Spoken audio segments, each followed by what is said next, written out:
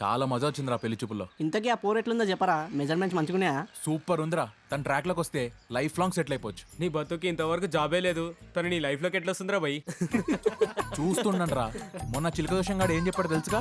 నీది super life రా అన్నాడు. నీ లైఫ్ అంతా ఫుల్ అమ్మాయిలు, డబ్బులు, ఫుల్ ఎంజాయ్మెంట్ అని చెప్పాడా లేదా? యా.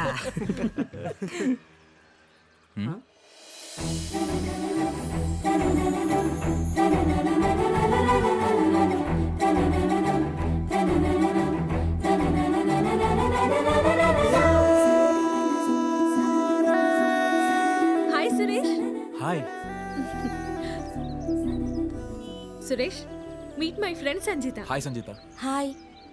సురేష్ అంటే ఇతనేనా? మేమిద్దరం యాక్సిడెంటల్ గా పెళ్లి చూపుల్లో కలుసుకున్నామే. Oh really? అది నిజం పెళ్లి చూపులైతే బాగుండేది కదా. ఈ పాటికి ఇద్దరు హనీమూన్ లో ఉండేవారు. సురేష్, మ్యాటర్ ఏంటంటే సంజిత ఒక ఎన్జిఓ రన్ చేస్తుంది. She also produce documentaries and short films. Wow, I'm so glad to hear this. If you don't mind మా ఎన్జిఓకి యాడ్ ఫిల్మ్స్ చేస్తారా? చేస్తారా నా? కళ్ళు మూసుకొని జాబ్ చేస్తా. I love creative job, you know. This is my number. Thank you. Present నేను organ donation మీద ఒక డాక్యుమెంటరీ షూట్ చేయబోతున్నాను. థ్యాంక్స్. మన దేశంలో ఎవ్రీ ఇయర్ ఆర్గాన్స్ అందక 5 లక్షల మంది చనిపోతున్నారు. ఓ గాడ్, అంత స్కేర్సిటీ ఉందా? యా, ఎందుకంటే మనం ఇంకా పాత ఆచారాలు కట్టుబాట్ల మధ్య ఇరుక్కుపోయి ఉన్నాం. ఆర్గాన్ డొనేషన్కి చాలా తక్కువ మంది ముందుకొస్తున్నారు. అది కొంచెం ఇబ్బందికరమైన విషయమే, కానీ నా మాటకొస్తే మాత్రం చచ్చిన ఒప్పుకోను. అంత భయమా? జబ్బులంటే చాలా భయం. అందుకే హాస్పిటల్స్కి వెళ్ళను, ఎంత క్లోజ్ బంధువులైనా సరే.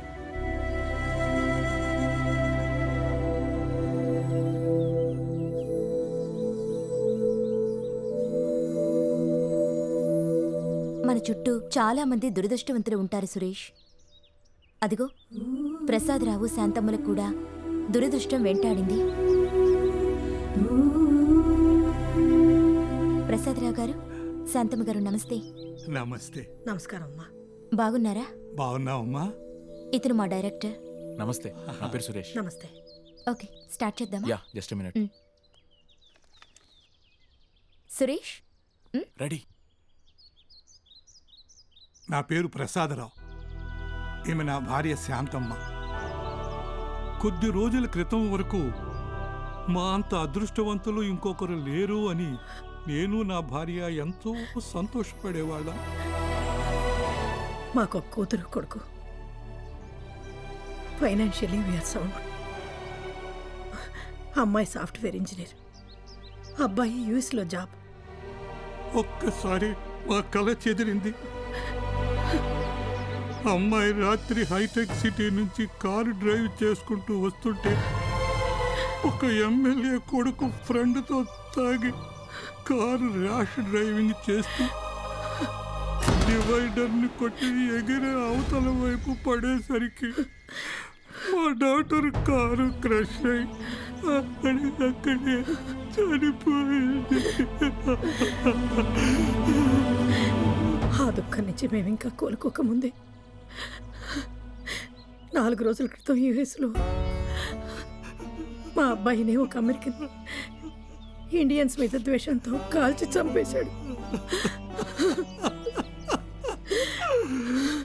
తల్లిదండ్రులు పోతే పిల్లలు అనాథలవుతారు, కానీ పిల్లలు పోవడంతో మేము అనాథలైపోయాం.